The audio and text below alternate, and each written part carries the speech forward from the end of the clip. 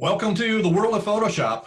It is what I call the beast, and there is a lot of things in Photoshop, and we're only going to talk about a very tiny bit today.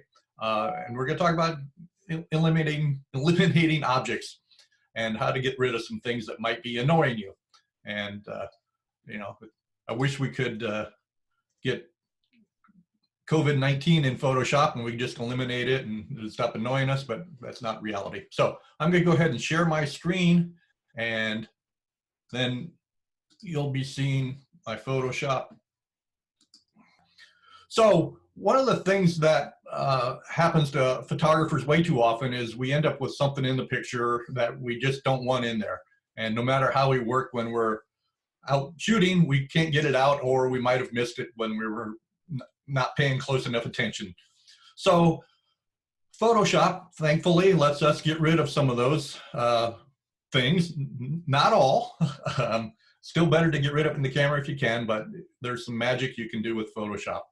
And so, you know, one of the things that I'm trying to do always when I'm shooting is keep my pictures as clean as possible.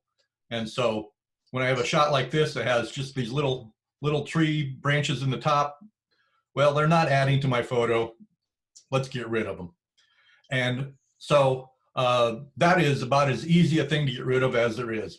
So in every picture that I'm working in Photoshop, I want to be working on a second layer. So if I make a change and I don't like it, I can take that layer and turn it off, and I'm right back to my original, and I don't have to worry about anything else.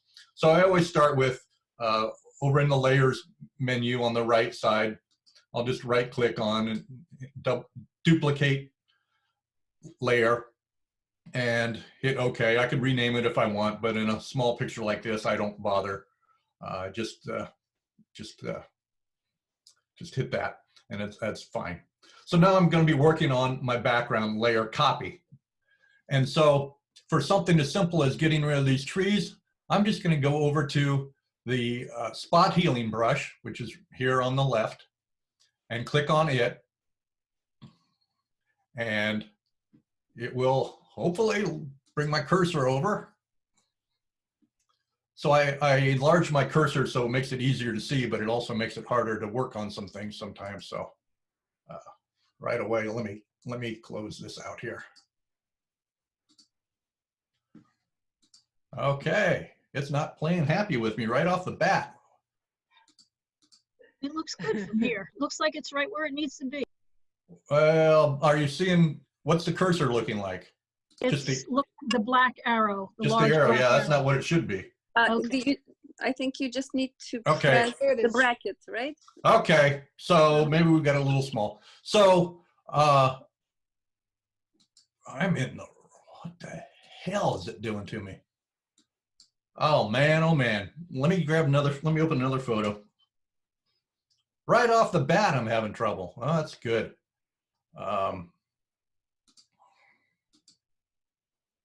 Nope, wrong photo, sorry. Let's start with this one. This one's a little easier. So very often we have power lines in our picture, and in a scene like this, there's no getting around them. They're there. So again, I'm going to duplicate my background. This time, you know, there's two ways to do everything. So I just dragged it down to the bottom here and hit over the plus sign. And now when I'm in my, there we go. I'm in my spot healing brush. My cursor, or my brush size, is a little too big right now. So to make my brush smaller, I hit the left bracket on the keyboard, and you can see it get smaller. Hit the right bracket and the brush will get bigger. So I want, and I hit the wrong key, sorry, I hit the P. So I want to have my brush just a little bit larger than the item I'm going to eliminate. So in this case, since I'm using the enlarged cursor, it's kind of hard to tell what size my brush really is. But as I click and drag, you can see a black line appear over what I want to eliminate. So I can just drag across here with my spot healing brush, and when I let off, it will magically not work. Let me just make it a little bigger here. I've got something funky on here set up. Okay. So it was really going for a lot of my picture. So sometimes I've found that it is easier. It works better when I grab a big chunk. There we go. Sometimes when you do a little, just a little piece, it will look for whatever's nearby and try to copy that into it. So what it's doing is it's looking around at the pixels next to the object you're trying to eliminate, and it's going to fill them back in for you. So on a shot like this, I can just drag pretty much all the way across and see what it does. And of course I wobbled, so it didn't do a great job there. So we'll come back and hit it again, hit that spot again, hit that spot again, hit that spot. Now, since there's another one right below it, it's probably looking at that and saying, ah, there's one there, so let's copy that up to where we're going. Lauren, are you using a mouse or a pen and tablet? I'm using a mouse. So people who do really fine work will use a pen and tablet. But for what I do, you know, I don't do compositing. I don't build pictures from separate pictures. Pretty much all I do in Photoshop is cloning work like this, or some fine tuning of, let me just make the brush a little bigger so I can go a little faster. Fine tuning of coloring and some color changes. And so you can see that as you do this, sometimes, like if you can see right in here, I got a pretty rough line there. You know, that shows up still. So I'll just come across the top of it again and pop it again, and right on that line. And sometimes it takes a couple of whacks at it. Sometimes it does it in one. But you know what's interesting is a scene like this. Most people who would look at this would not ever see any lines from power lines from what I just eliminated. But if I turn my original layer back on and turn that layer off, if you flip it on and off, you'll see some streaks in there. You'll think, oh, that looks pretty bad. Now, one place that it does look bad is right in here. So watch what happened. Let me turn my layer back on. See how it cloned the tree. Let me get my pointer back. It cloned the tree from here up into here, and that isn't good. So I'm going to go back in just to this area and just redo it and re-hit that area with my spot healing brush. Now, when I see photos, and the easiest way to tell if things have been cloned or repaired is repetition. If you'll see repetition like this, sometimes you see a whole bunch of lines like, come on, that's really a bad job of cloning there. So let's just go in and just hit this little area. There's no green in the sky. It's still not loving me. See, it's trying to pull out of the ground below it. So if you're looking for absolute realism, well, then you can work on it. If you want to make it look like, well, that's, that'll be close enough. That's for what we're doing. That's close enough.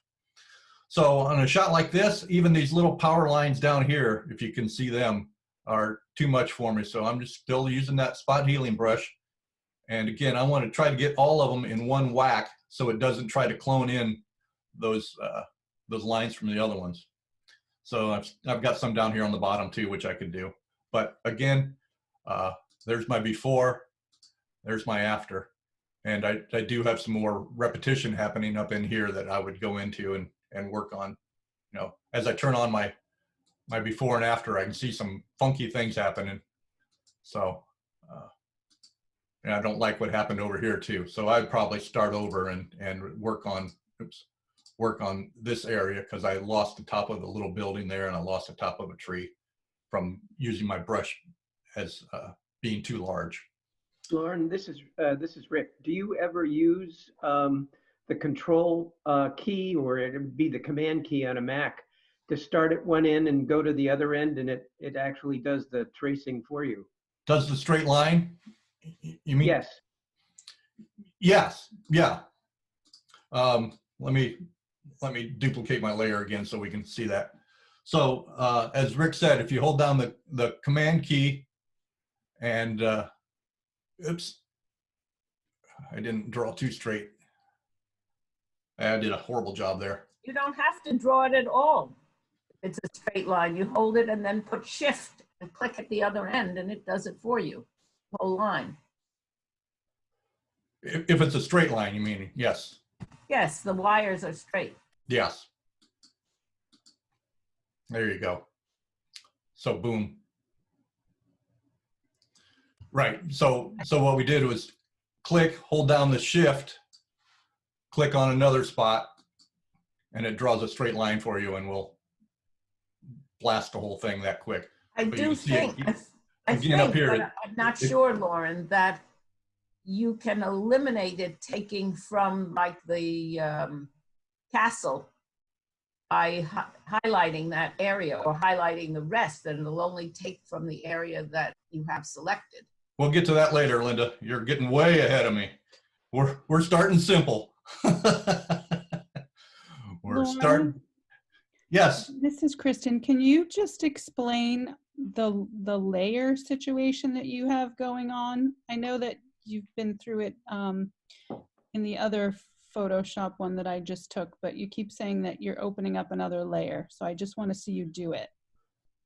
So if I want to copy the layer, so when I'm working on any photo, the first thing I'm going to do is duplicate the original layer. So that way I'm working on a copy layer. So I can always have my original layer there for either reference, or if I want to copy it again and start over or go back or whatever I want to do. The easiest way to duplicate the layer is just right click on it. I'm sorry, not on the picture where it says the name of it, duplicate layer. And if you're getting multiple layers, you can change the name. For this picture, I'm only going to have 1 or 2 layers, so I'm not going to name it. So, but give it a different name. It's going to call it background copy number 3. So you can now see I have background copy number 3. So layers are essentially, if you think of them as a photographic print laying on a desk on top of each other, whichever one's on top is what you see. You can cut holes in them, which we're not going to talk about layering and compositing and doing that today. But whichever one is on top and is turned on is the one you see. So the little eyeball here is what controls the visibility. So whichever one's on top is the one you see. So if I were to turn all these off and do something crazy like erase part of this picture, it's gone until I turn on another layer. Now I'm seeing through that. But so I'm always working on a background copy layer. Doesn't matter what the name of it is, but I'm working on a copy layer. Okay, I understand now. Thank you. Yes. So Lauren, when I have a question. Lightroom can remove things also using the clone heal brush. Does Photoshop do a better job than Lightroom? Usually, yes. A power line like this, Lightroom might handle it. It might not. When it gets out here in the sky, oops, what the hell? Out here in the sky, it's going to do a good job. Here in the trees, it's going to get a little dicier. But Photoshop does a much better job in general. You know, a spot here and there, Lightroom will handle. You know, it's worth, you know, it's worth taking the photo over to Photoshop. I'm not gonna get into this much in this session, but if you're in Lightroom, if you just right click on a photo and you come down to edit in and select Photoshop, it'll open the image in Photoshop. When you save it, it will close it back, create a copy and close it and put it back into Lightroom for you. So it makes it really easy to do that. Lauren, I have a quick question. Yes. When the reason you're making a duplicate copy, because if you work on the original, you're not going to be able to go back to the original. Is that correct? Not easily. Okay. Yes. Yes, you do have a history that you can look at and go back and if you don't, as long as you don't save it, you're okay. But once you save, for the most part, you're out of luck. So it's just much safer to just create a copy right away, and that way you're safe and free, and you can do a lot more. So That's Lauren, because just for Photoshop is destructive.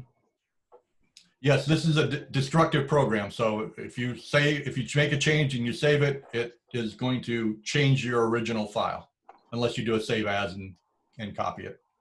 yeah, Lauren, I have a question. So after you've done your second layer, when you like what it comes out as, you're going to save that layer as a picture, or what do you do with it? So if I were to just save this now as, say, a Jpeg file, it will compress those layers. So whatever you're seeing on the screen is what you will get. If you save it as a Photoshop file or another one that retains the layers, you'll still see this is still what you get, but you can go back in and edit the layers again. So when I'm working out of Lightroom, which is how I always work, I'll open it from Lightroom. When I save it back again in Lightroom, I've told it to save it as a Photoshop document. That way the layers are retained, and if I want to go back into the layers again, I can do that. I see. Thank you.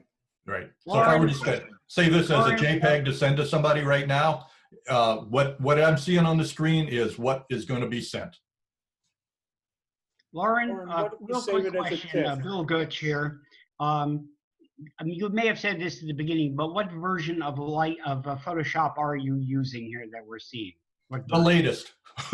I'm on the cloud. I think it's 21.12.3 or something. I don't know. I could take a look real quick, but you know, the one thing about Photoshop, 21.12. Okay, I was close. You know, if you're on the subscription model, you should have it set up so it automatically downloads as soon as they post something new. Adobe does not tend to post bugs, and if they do, you know, I mean, they don't. Some companies want their customers to find their bugs. Adobe doesn't do that. Adobe tries to find them before they send it out. If they do have something, they'll chase it right away with an updated version. So turn on that auto updater and stick with the newest, because they're adding things all the time. I mean, they do 2 major upgrades a year with new features, but you know, they'll pump some things into it that you don't even notice. So Lauren, okay, thank you. What if you save it as a TIFF? So you could just do a save as a TIFF. TIFF has the option for layers, but yeah. So, I mean, depending on what you're wanting to do with the photo, if you're sending it to somebody to print, you probably want to turn your layer, you want to compress your layers. You don't want them to be able to, unless you want somebody to edit your layers. But Lauren, I know you have fog in the picture, but down at the bottom here, it looks kind of distracting. Would you go through the same process to eliminate it? So if you didn't want this fog down here? Yeah, that's the one. Yeah. Yeah. You could. I mean, there's plenty of, you know, one of the things about cloning, and all this is really cloning, is there enough material elsewhere in the picture to make that part work? I wasn't going to work on that, but let's do it. You know, you don't have to. I'm just saying you'll be going through the same process. Just kind of playing around it, right? Yes. Yeah, absolutely. You can go through the same process, but I'm going to show you some other tools as we get a little farther along that will make a difference in how you do it, because there's more than one way to clone a Photoshopper is what it comes down to. Okay, thank you. Lauren, a quick question. Any comments about the feathering? Yeah. So as when you select a brush, any of the tools, you have a choice of what size you want your brush and how hard or how soft you want the effect to be. So easiest ways to show you is just using a paintbrush. You can have a pretty soft edge to it, or you can have a very hard edge to it, right? So the cloning tools work in pretty much the same way. So I can have them as hard or as soft or feathery as have the edges as hard or soft as I want. I usually have them pretty soft. That way it will blend in better. Especially when we get to the clone tool. Although there are some, when you're cloning, you get some fuzziness if you get too soft. So For this situation, what's a good recommended setting? Well, it depends what you're doing.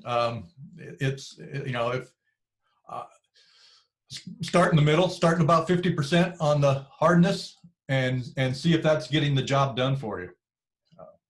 That's what it comes down to. So, I drew on this picture and you're like, oh my God, yeah, I ruined the picture, or maybe I made it look better. But if I don't like it, I just turn that layer off and now I'm working on another layer. Okay. So much for layers.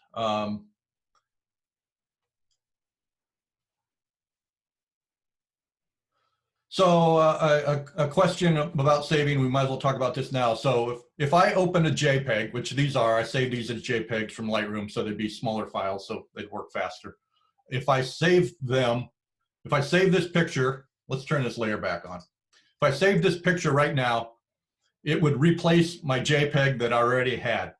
Okay, so my original photo would now look like this.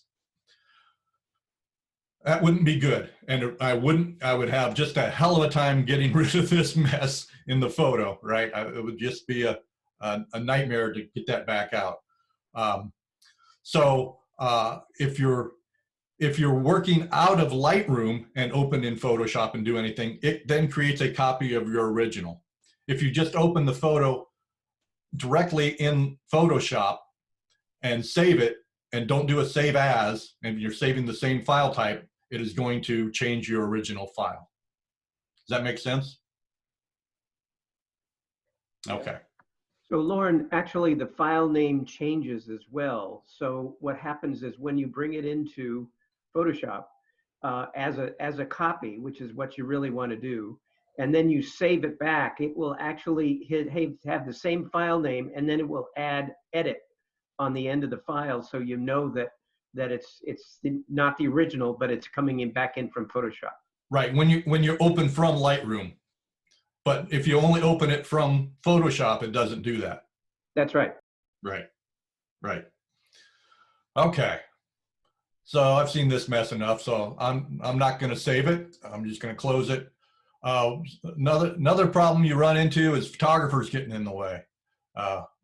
So what the hell do we do about that? Well, I carry a little bat with me, so if they're in the way, no, I don't. I have Photoshop at hand.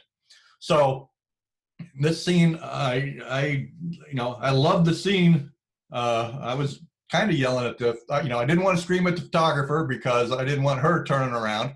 So I thought, I can get rid of him later. So one thing that Photoshop is very good at is being aware of what the content is around something. So I'm just going to grab the lasso tool up here, and I'm going to enlarge this and zoom in on it so I can see it better. And I'm just going to draw around our fellow photographer here to select him. And obviously I'm going to do this pretty rough and pretty fast, but I wouldn't be doing it much more careful than this otherwise. Let me just zoom out just a little bit. Now I'm going to see what Photoshop will automatically do to fix this. And I'm going to do that by using Content Aware Fill. And under the Edit menu, come down to Content Aware Fill.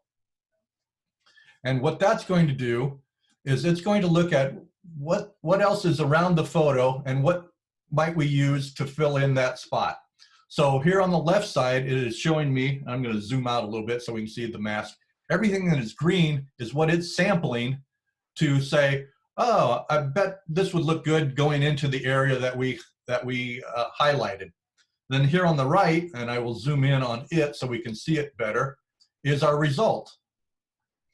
So we can see now that it has put some blocks from the wall into where our photographer was, or is.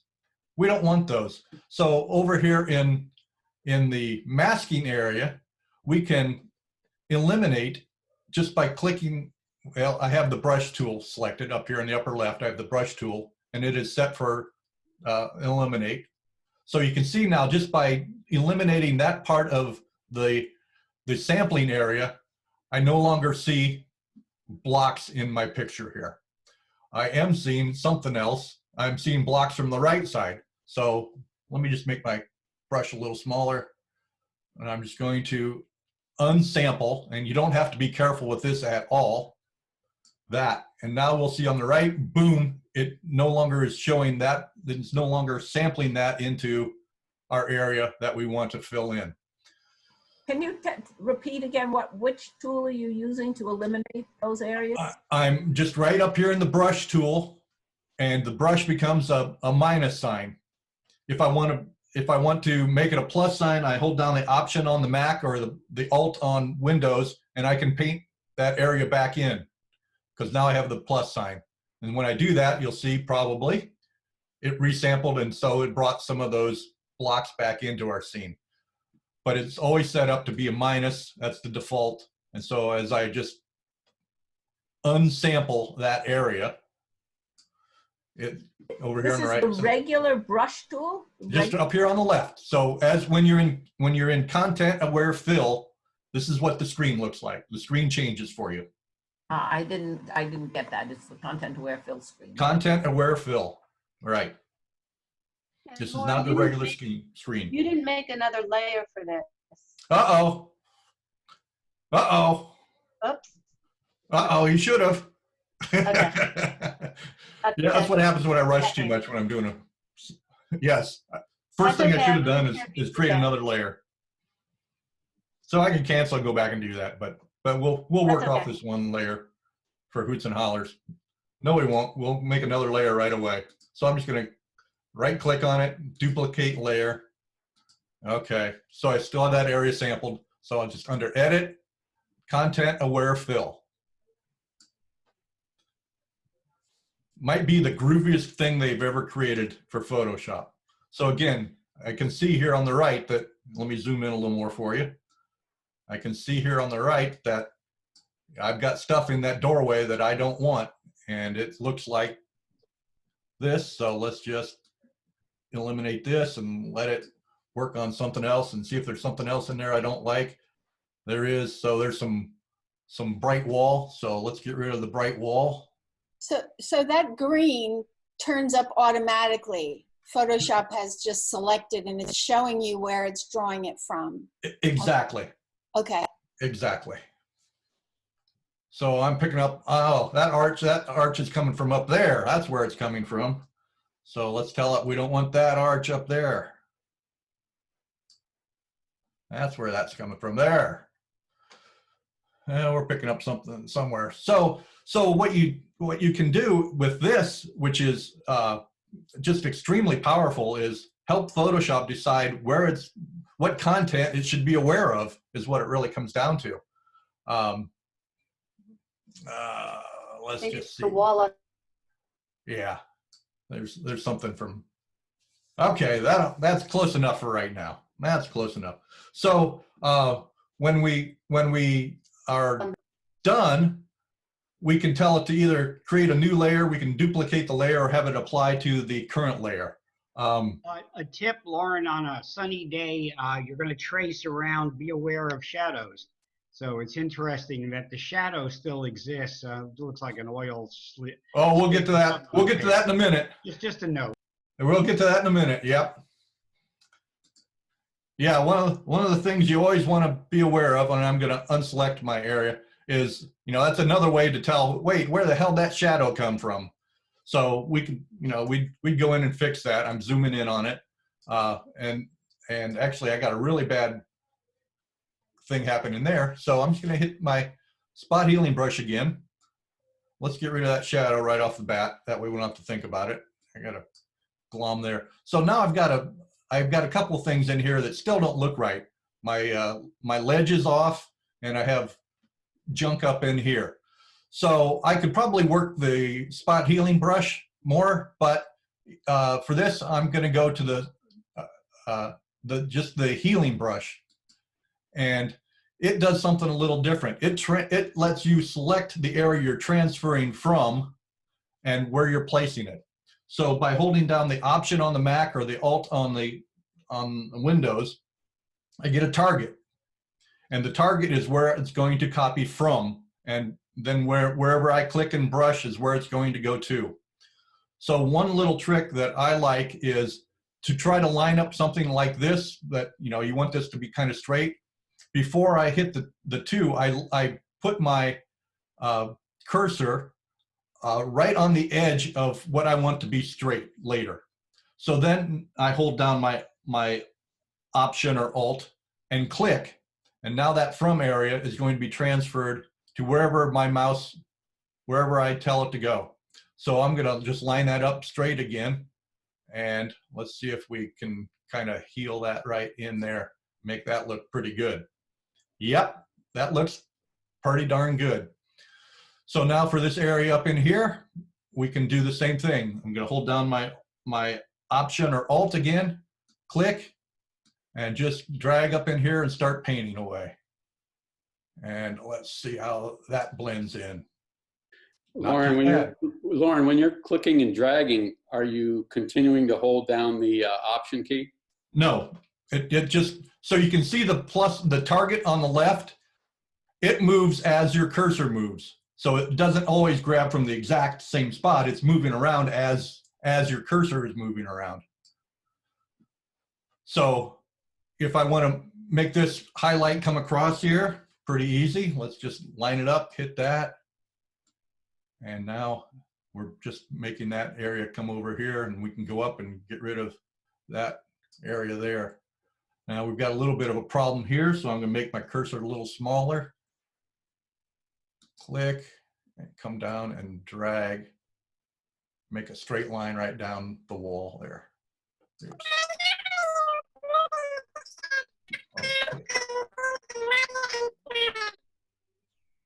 Okay, Susan.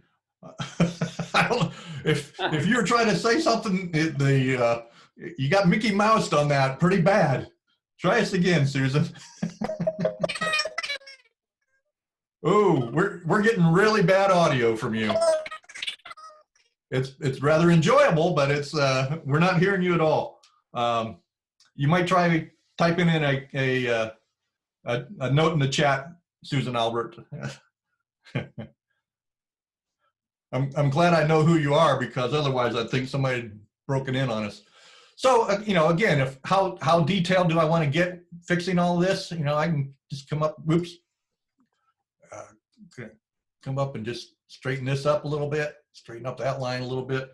Now when I zoom out, you can fix this area in there a little bit, but for the most part, our guy is gone. So, like I say, and you did that all with the healing brush, not the clone tool. I didn't use the clone tool yet at all. No, I did it with the content aware fill, and then coming back with the healing brush, which is different than the spot healing brush up right above it. Two different tools. Okay. Pretty slick, huh? Lauren's is Lou. How come you didn't include the shadow of the photographer when you first started eliminating it? Because if you do too much, then it's just too much work for Photoshop to fill all that in. So I knew that I was going to get rid of that shadow, but I knew also that it would be extremely easy to do just using the spot healing brush rather than messing around with content aware fill on it. Just a quicker way. I mean, I could have, and it might have worked great, but it might not have. So, okay. Thank you. Okay. Okay, so let's close that one up and let's open up another one here. What do we have?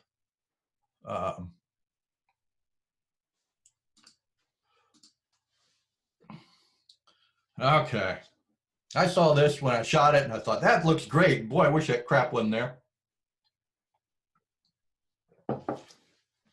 So this one, it's a choice of how you want to get rid of this stuff. The spot healing brush does a pretty good job. Let me make my brush much bigger, hitting the right bracket on my keyboard.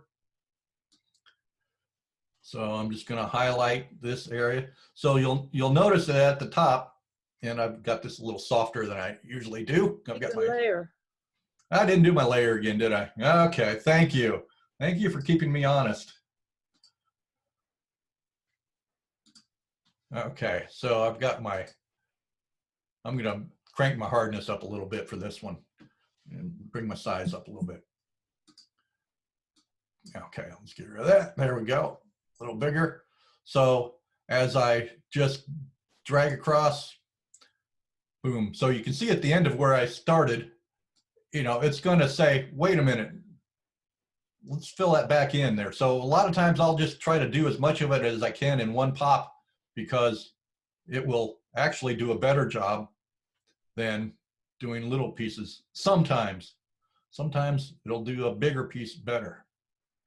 Or that, see how up there it created a whole new thing, copying it from above, and I got a little spot there. But now I can just come back in there and hit it again.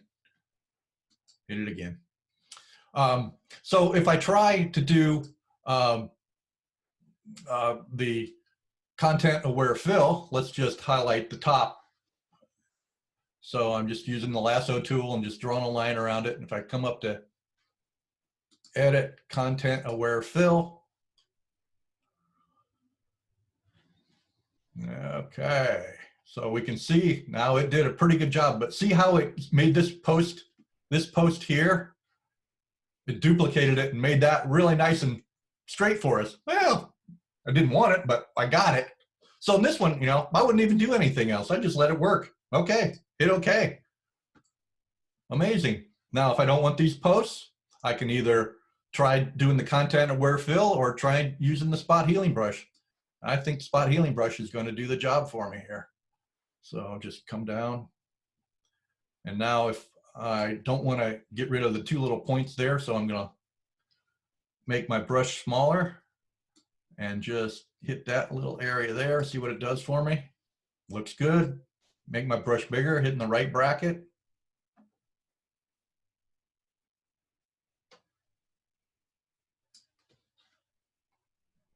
Gone. Get out of here. Get out of here. You know, something like this, you don't have to be too exact. Now it's probably going to bring some of that line back over, and it did. So we'll get rid of that again. We'll get rid of that again. We'll get rid of that again. And now when we zoom in, we'll see down on the bottom, we still have some gunk going on. And I'm a little too big here. So now I'm going to come over to the clone tool, which is the clone stamp tool. And it does the same thing as the healing brush, kinda, but it doesn't. The healing brush blends things together, whereas the clone stamp doesn't. So there are times when you want to just clone things and not have it try to blend and match things. So if I wanted to get rid of, this little tower here. Lauren, quick question. Yes. Susan, in her attempt to ask you via Disney World, she wanted to know how to move around the screen, or how to zoom in and out. Okay. What you're pressing. Okay. So zooming in and out, I'm just holding down the Command and plus key or Control on Windows and zoom in, or you can. Hell, I don't even know where it is anymore. I've done it this way for so many years. Or hit the minus, Command or Control minus to zoom out. If I'm zoomed in and I want to move around in the photo, I just hold down the space bar, and the cursor becomes the hand, and then you click and drag, and you can move around. Thank you for having me clarify that. Okay, I want to zoom out just a little bit. So now I want to have, I want to get rid of this thing here, but I want to put these towers from New Jersey over into that one. Just put the top on one. So I have my clone stamp.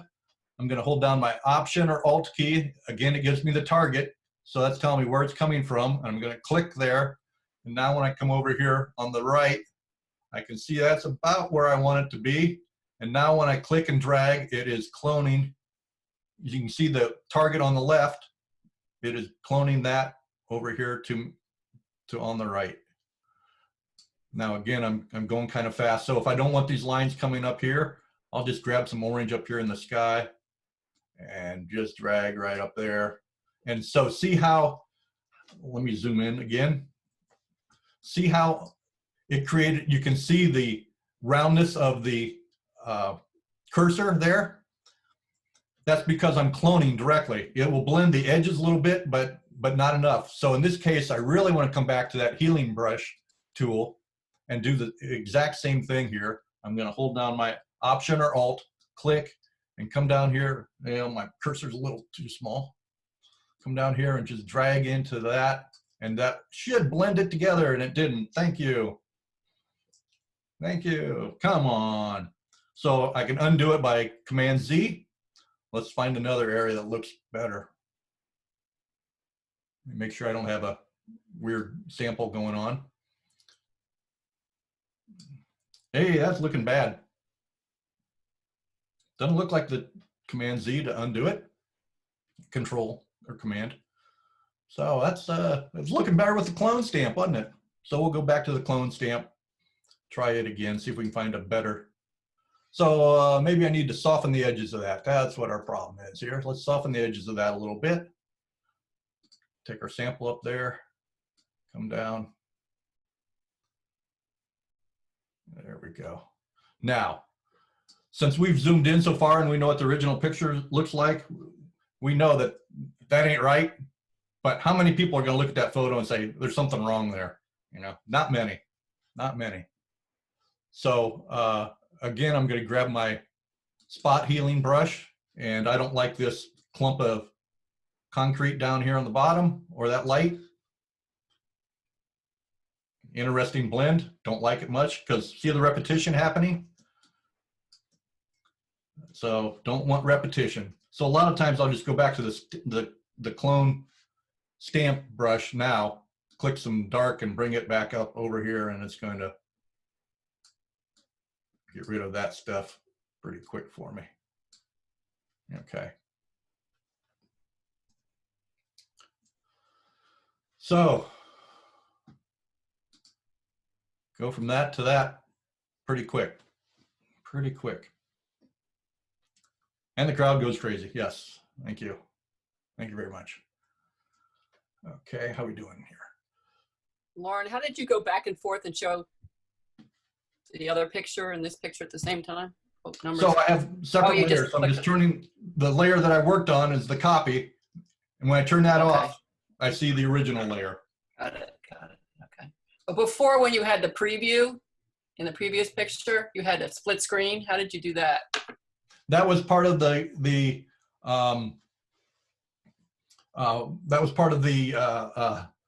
content aware fill. So when you when you choose content aware fill, that's what the screen looks like. Got it. Okay, thank you. So question, what does the final product quality look like? How does it translate into a photo? If you mean into a print, if you go in and you know, this sky is going to look great. Down here where I really quickly putzed around, you know, that's not going to look so good. But you know, I make 90-inch prints, and you know, if the whole trick is masking and selection.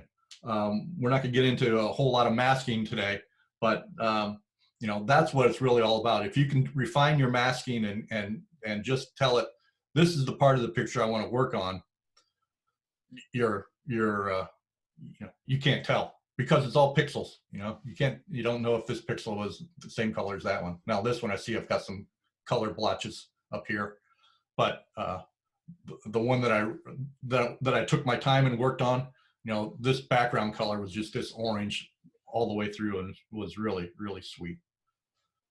Really sweet. So when you shot the original photo, did you use any kind of filter? No. That's the way the sky looked. The only filter I carry are neutral density and polarizer. Okay. Okay, let's open another one here. Let's see if we can get a little trickier. Oh, this one's not too tough. So this is in an ice cave in Iceland, and if you're in Iceland, you're probably gonna if you're in an ice cave in Iceland, there's gonna be other photographers there. So somebody else's camera sitting here, piece of cake, lasso it, just draw around it. Let content aware fill take care of it. Edit, content aware fill. And that other screen will pop up now. And it picked up a whole lot of ice from somewhere that I don't like. So I'm just gonna hold down my space bar and see where that came from down here. So let's get rid of it. Did you create a layer? No, I should have. I'm just going too fast. I'm not going to save it, so I have a good one of this already. Actually, the tool gives you the option to save it as a layer. Oh, that's true too. Yeah, that's true too. So that's looking pretty close. So I could output to a new layer and save my butt so I don't have to go back and do the other thing. So that's our before, that's our after. Now I would do a little blending here to make this spot with the snow feel a little more natural. So that'd be my cloning stamp. So let's just make it a little bigger and just kind of make it feel like it belongs over here. Now, an advanced technique with the cloning stamp is you can change your mode and either darken or lighten. So whatever is lighter in the photo that I'm coming, or in the area that I'm coming from, it will transfer, but if it's darker, it won't. See how that's only not transferring anything that's dark. There it did, but it won't because I've chosen lighten. If I switch to darken, oops, it's up higher. The opposite happens. It's only, so you can just kind of blend things in, and you can change your opacity. So if you want to smooth that out. Now what happens though is, as you're smoothing that out, is sometimes you're making things a little softer. So when you enlarge, holding down the command or control and hitting the plus sign, it gets kind of blotchy. So you lose detail a lot of times with the clone when you're doing repetitive cloning on top of each other, or doing a opacity change. You won't get sharp areas. You'll get these blotchy, soft areas. So that's something to watch for too.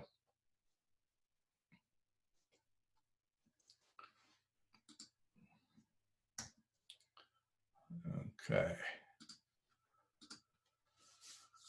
Okay, there's a challenge for you. There is a challenge. And, you know, this is a matter of using multiple tools. Oh, well, let me just do it this way. Duplicate layer. I'm going to zoom in on him. And let's just start with that spot healing brush. Make it a lot smaller using the left brackets, and see what happens when we get this stick right out of his face. Not bad, not bad, bad, bad. Okay, so I have my choice. I can try just hitting that again and see if it picks up. It doesn't. Don't like what happened. Command or Control Z to undo. Up here, I don't like it, so I'm going to Command Control and Z, undo that. Let that one just kind of hide out, and let's come back on this one again. See what we can get here a little better. Hey, it turned green on us. Okay, so now I'm going to go to I'm going to try my spot healing tool. See if I can pick up an area from here on the right. So I'm holding down my Option or my Alt key, clicking, and now when I drag over, Is it gonna fill in nicely for me or not? Nope, I overdid it. Undo, undo, undo. Pick this up. Okay, so we've got a little blend trouble there. So let's see if we can just blend that down a little bit, see what happens. Not good, so let's go to our clone tool. Whoops, what happened? Come back. Make our brush smaller by hitting the left bracket key, even smaller. So I still have my darken turned on, so I'm gonna go back to normal on my blend mode. I bet you that's not looking too fake right there. Actually, let's drop our opacity here for a little bit. Click, click. There we're blending her. Okay, so now let's come back to our brush and just get rid of the bottom there so it doesn't. Okay, so we still have this one with the eye, a little smaller.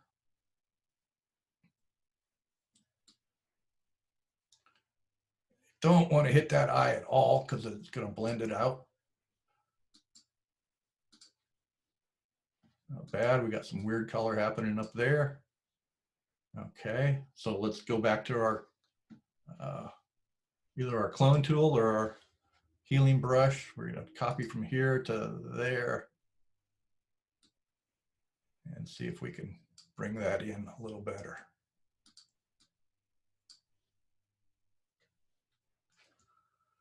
Now, if I had the time, I would go in and work with the clone tool and put the black circle around his eye.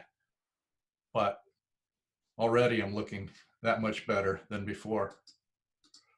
Now, I still got some stuff up there. This is one that I would work on for maybe a half an hour and just very fine tune those little pieces. You know, I probably wouldn't take out this one. I could.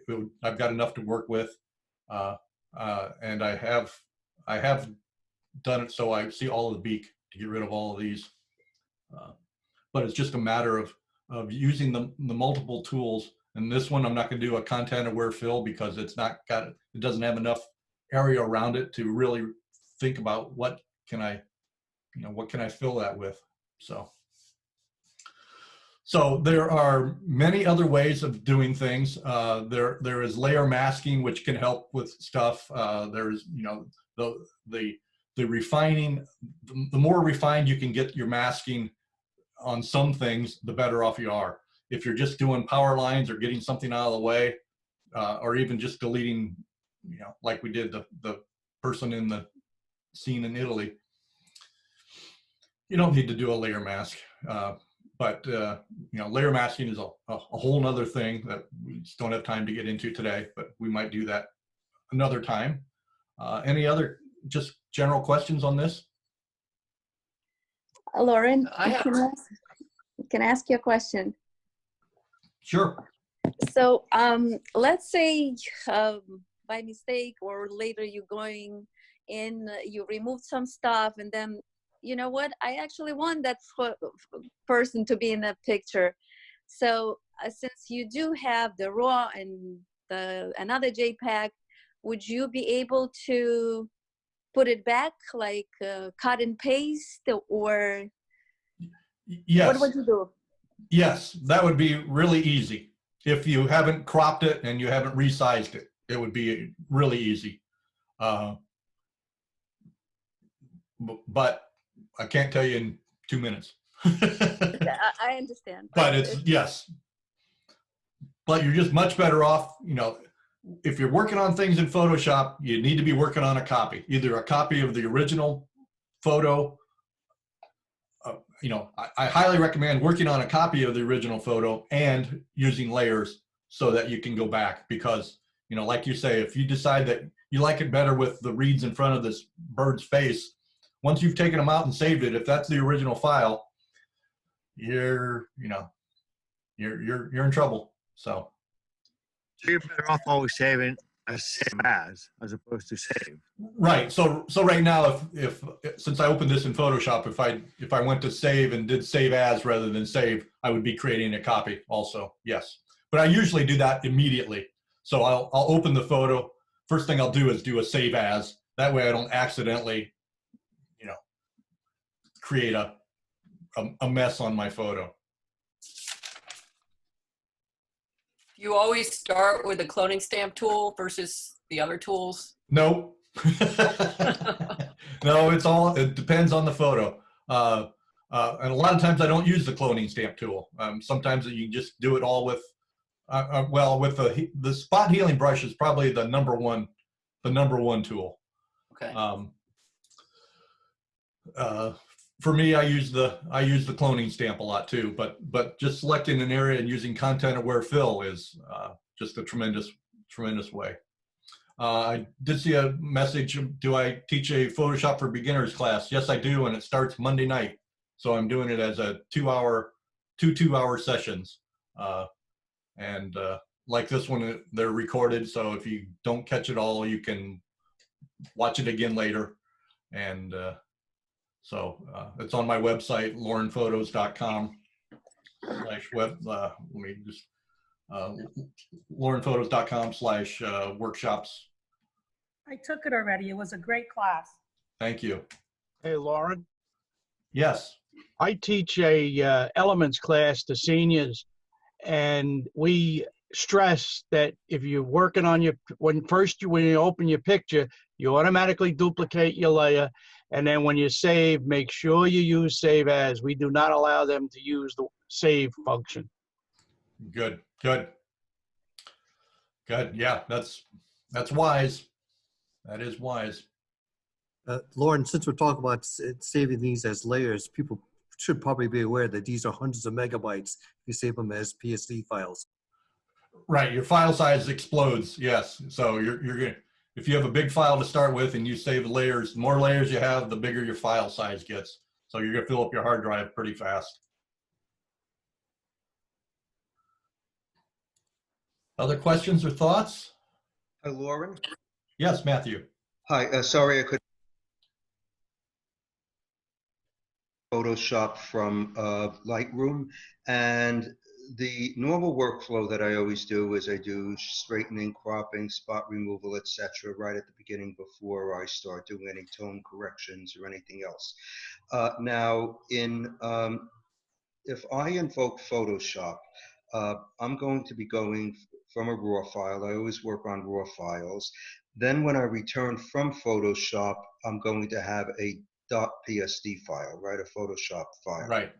Now, if I make subsequent changes in Lightroom, I'm now working on a PSD file. So my questions are, first, do I have less flexibility in working on a PSD file in Lightroom to do tone corrections and other things?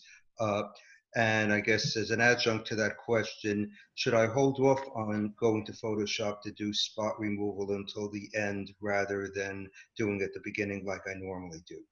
So you know you are not limited by working on a Photoshop file.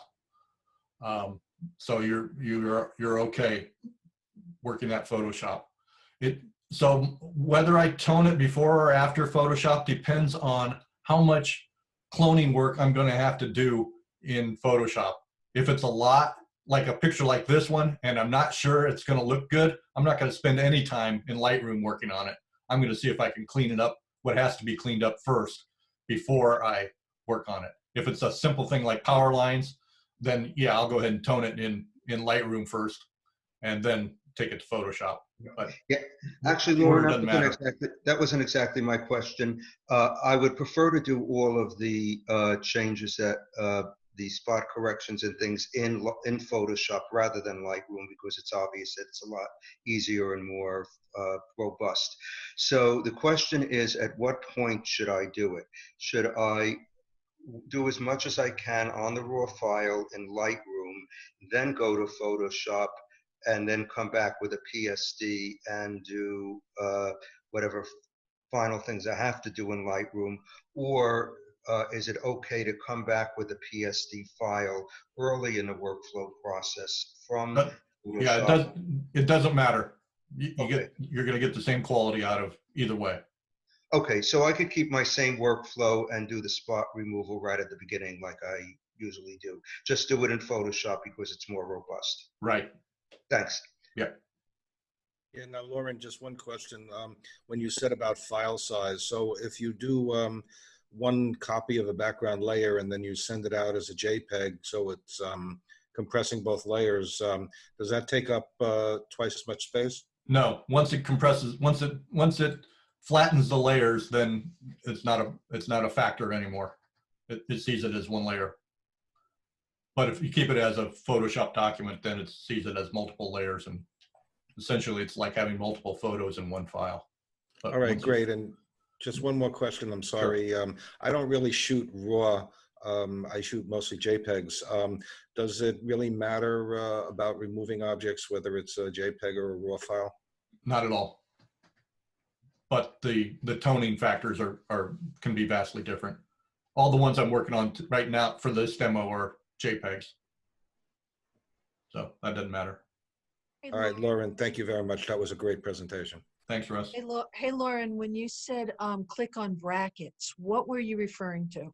So on the keyboard, beside on the row right to the right of the P key, you have the left bracket and the right bracket. If you hold down Shift, you get parentheses. Oh, okay. Thank you. Yes. Thank you for clarifying that for me. Hey, So Lauren, left bracket will make your brush smaller, right bracket will make your brush bigger. hey, Lauren, isn't it true on JPEGs that it should only be done once? Because every time you JPEG something, you keep on losing. Yeah, the more often you save a JPEG, the more compression you're doing to it, and it depends what level of compression you're doing. But if you're at 100%, you're probably rarely going to see a difference. If you're at 50%, you're going to see degradation happening to your photos. So, yeah, thanks, Gil. Another reason to shoot in RAW. Exactly. Other questions? Thanks again for another great session. Thanks, Carol. Thank you, Lauren. This is good. That was great. Thanks, Lauren. Okay, thank you, everybody. We'll catch you next time. Thank you. Thank you, Lauren. Great, thank you, Lauren. Thank you, Lauren. Thank you, Lauren.